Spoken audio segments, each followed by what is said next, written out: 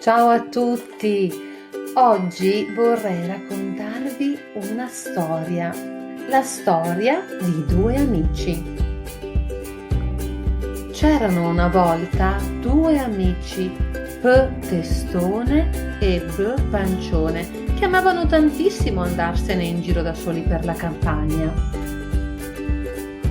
Succedeva però che a ogni passo uno dei due inciampava e cadendo si trascinava a terra anche l'altro. «Ma com'è possibile che cadi sempre?» diceva B.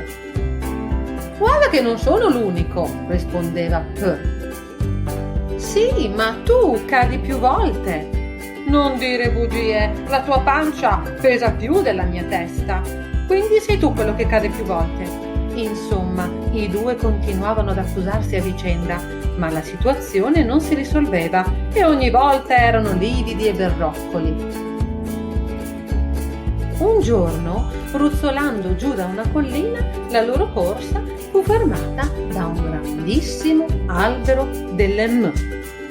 «Ma che fate?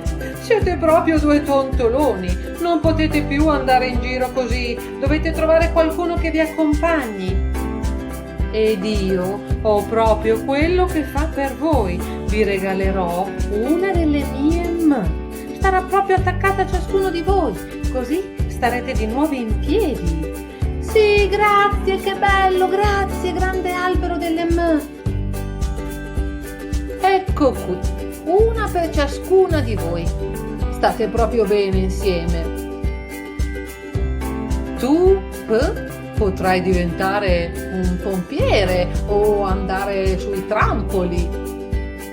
E tu, B, sarai una bomba a suonare il tamburo. Grazie davvero, albero delle M, ci hai resi davvero felici». Bene bambini, adesso ricordate anche voi che davanti alla B e alla P c'è sempre la M.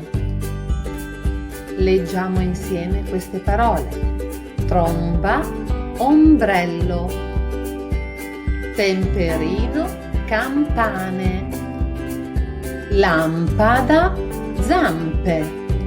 Adesso bambini, provate a scrivere anche voi sul vostro quaderno parole che contengono questi suoni: M, B, M, P. Alla prossima!